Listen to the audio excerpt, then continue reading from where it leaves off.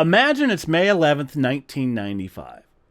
You're on the floor of the Los Angeles Convention Center. The air smells like carpet cleaner and ambition. Around you, 50,000 people are packed into a building that has never hosted anything quite like this before.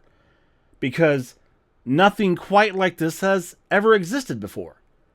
This is the first Electronic Entertainment Expo. The first E3. The morning starts with Sega.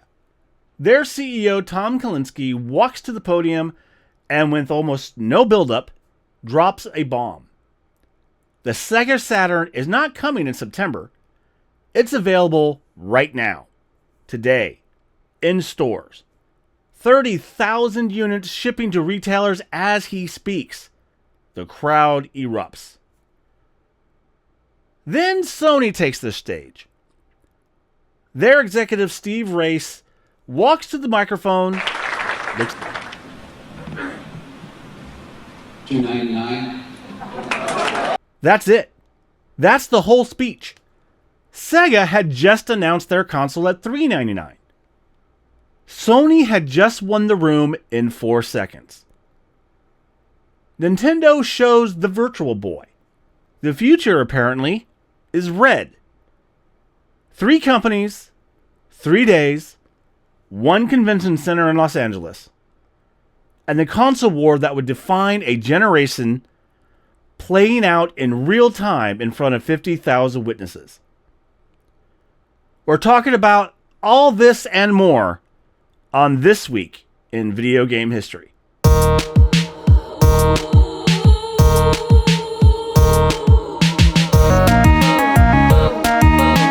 Welcome back, everybody. I'm your host, Doug Coleman, and this week we are covering May 11th through May 17th. A week that gave us the very first E3 and one of the most dramatic days in console war history. The origin story of an entire fighting game universe that most people know from its later entries. A Japan-only tactical RPG that never officially left the country, but built the foundation for one of Nintendo's biggest modern franchises. A stealth tactics indie that quietly became one of the best games of its decade. A skateboarding game that bombed at launch and became a legend through YouTube. A superhero fighting game that asked what happens when Superman goes bad. And a story of a visionary director who built a groundbreaking technology, worked your studio into the ground for 7 years, and watched the whole thing collapse 3 months after his game shipped. So grab your controller, press start to continue.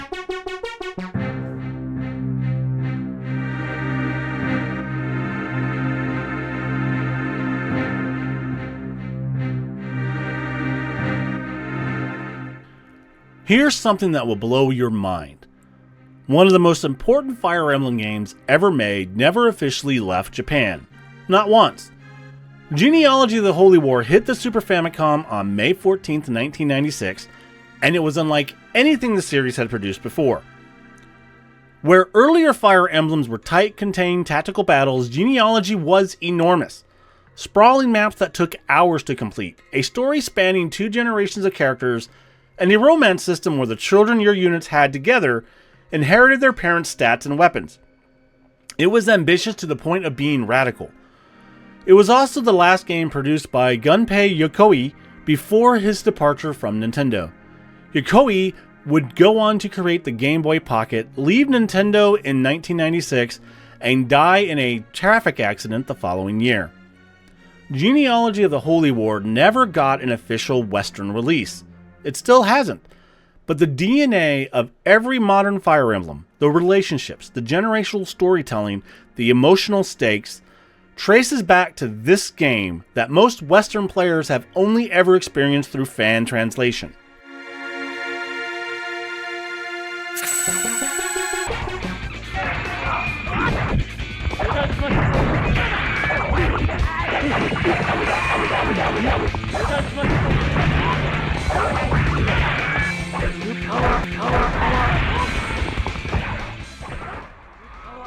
Before Guilty Gear Strive, before XRD, Before the anime cutscenes and the jaw-dropping visuals, there was a PlayStation disc in 1998 that almost nobody bought.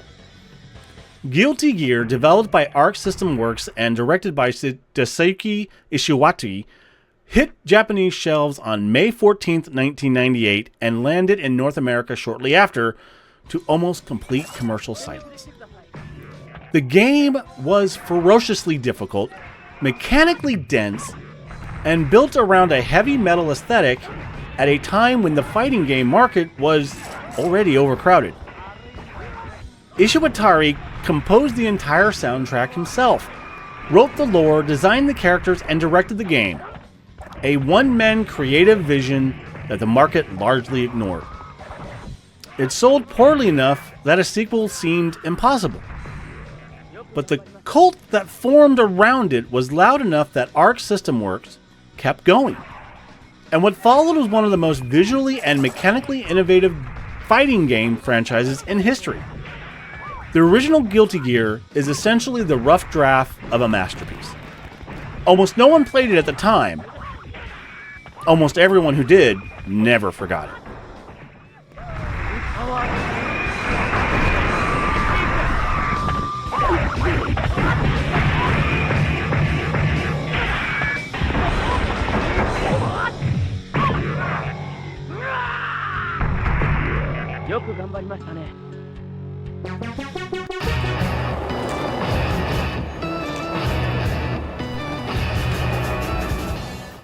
Skate 3 launched on May 11, 2010, got decent reviews, sold modestly well, and was largely forgotten within a year.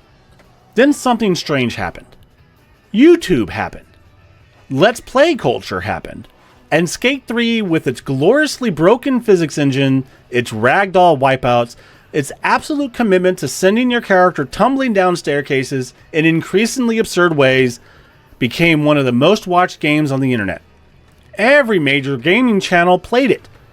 A game that had been declared commercially disappointing was suddenly moving copies again years after release, driven entirely by an audience watching other people eat pavement. It's one of the clearest early examples of streaming and Let's Play culture resurrecting a game that the traditional market had already moved on from. EA Black Box made a skateboarding game. The internet turned it into a comedy.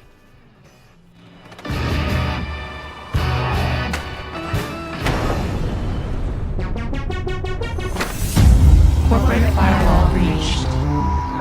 Infiltration successful.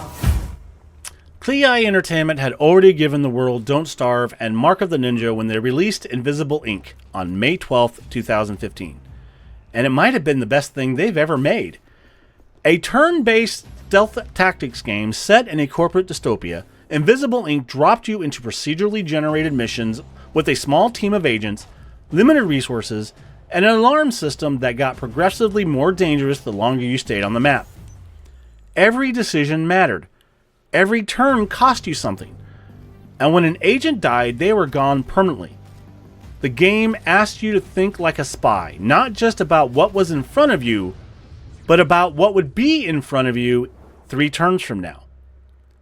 It landed to critical acclaim and almost no mainstream attention. It is the kind of game that people who played it still talk about in hushed, reverent tones a decade later. Found himself some trouble on his day off. Something involving a whiskey bar and his big loud mouth.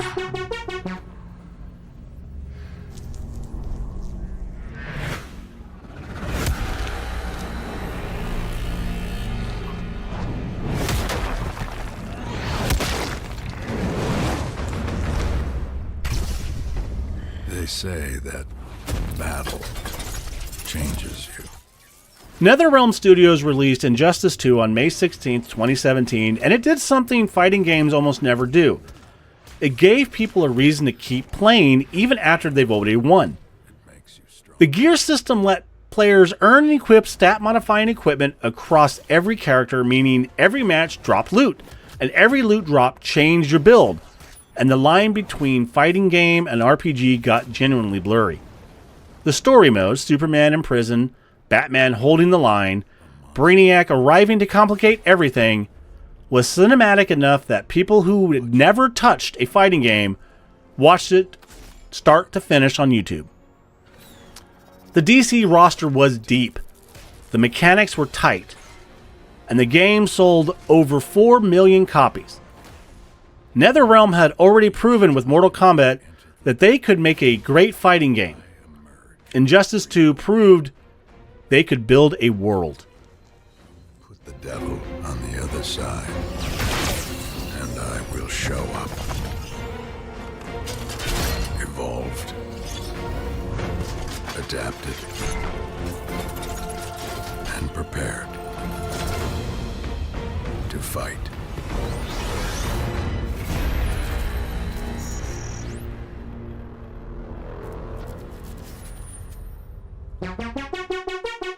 On May 11th, 1995, the video game industry walked into a building in Los Angeles and accidentally started a war.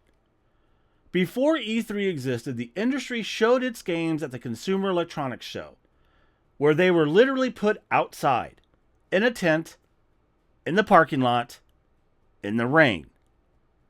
Sega's Tom Kalinske was so fed up with being treated like a carnival sideshow that he became one of the primary forces behind creating a dedicated gaming expo. And so, E3 was born. The first show had 50,000 attendees, over 200 exhibitors, and exactly one moment that everyone remembers. Sega opened the morning by announcing that Saturn was not coming in September as planned. It was available right now, today, for $399. The crowd lost its mind. Sega had just launched a console at a trade show. Nobody had ever done that before. Then Sony's Steve Rice walked to the podium. He said $299. He walked off. He didn't explain it. He didn't need to. Everyone in the room knew exactly what had just happened. In 4 seconds, Sony had turned a $100 price difference into a knockout punch. The Saturn never recovered. Nintendo, to their credit, showed up with the Virtual Boy, a device that gave you a headache and made everything red, and somehow convinced themselves this was fine. 3 days, 3 companies, the console war decided in a parking lot turned palace. LA Noire shipped on May 17th, 2011, and it was genuinely unlike anything that had come before it. Set in 1940s Los Angeles, it asked you to solve crimes not by shooting people, though you could do that too, but by watching their faces. Developer Team Bondi had spent years and millions of dollars building a 32-camera facial capture rig that recorded actors at 1,000 frames per second. You had to read micro-expressions, spot the lie in a twitch of the eye. It was brilliant. It was also the product of 7 years of development hell that consumed the studio from inside out. Over 100 staff members left during production. Multiple Rockstar Studios were drafted in to help finish it. When the game finally shipped to strong reviews and 5 million copies sold, 11 former employees went to the press with accounts of mandatory 2-year crunch, 100-hour work weeks, and contracts specifically designed to deny overtime pay to anyone who quit before completion. Over 130 developers were either left out of the credits entirely or listed incorrectly. Someone built a website just to document who had actually made the game. Team Bondi was liquidated 5 months after their only game shipped. At the time of liquidation, they owed over $1 million, mostly in unpaid wages to their own staff. The motion scan technology was never used in another major game. Rockstar kept the IP, and the people who actually built LA Noire had to build a website just to prove they were there. This next story isn't about a game release or a major event. It's about a press release. A normally mundane, routine thing that happens daily throughout the year. Most come and go without most people paying any attention to it. But this one led to one of the biggest games ever. On May 11th, 1999, Sierra Entertainment and Valve announced a program to fund and publish the best Half-Life mods as commercial products. It was a business decision. A footnote. At that exact moment, a computer science student in Vancouver named Min Lee was finishing a mod he'd been building in his spare time. A realistic tactical shooter built inside Half-Life's engine, inspired by Rainbow Six, starring terrorists and counter-terrorists. He called it Counter-Strike. The first beta dropped on January 19th, 1999. Within months, it had more players than most retail games. Valve noticed. They hired Lee, acquired the IP, and turned a student project into one of the best-selling and most played games in the history of the medium. Counter-Strike Global Offensive alone accumulated over 1 million concurrent players. The game that became CS2 started as one guy's hobby project, discovered because a publisher decided to take mods seriously. A press release changed the world on May 11th, 1999. Min Lee just wanted to finish his homework. Imagine it's May 11th, 1995. You're standing on the floor of the Los Angeles Convention Center and you've just watched a man say 2 words and walk off the stage. The crowd around you is still buzzing. Nobody can quite believe what just happened. Sega launched a console this morning. Sony just buried it with a price tag.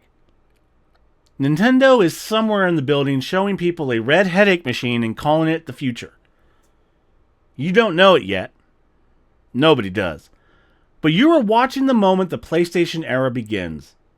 Not in a boardroom, not in a factory in Japan, right here on a convention floor that smells like carpet cleaner and ambition in front of 50,000 witnesses who will spend the rest of their lives telling people they were there. That's what this show is all about. Not just the releases, not just the review scores, the moments when the whole messy, magnificent history of this medium turned on a dime, and the people who were standing in the room when it happened. Music for this episode brought to you by Shane Mandini. Check him out on Spotify. Artwork done by Ms. Tink. This show was written, produced, hosted by me, Doug Coleman. And if you like this episode, be sure to like and subscribe on the video on YouTube or on the audio-only version on Spotify and Apple Podcasts. Be sure to save your game, nerds. I'll see you next week.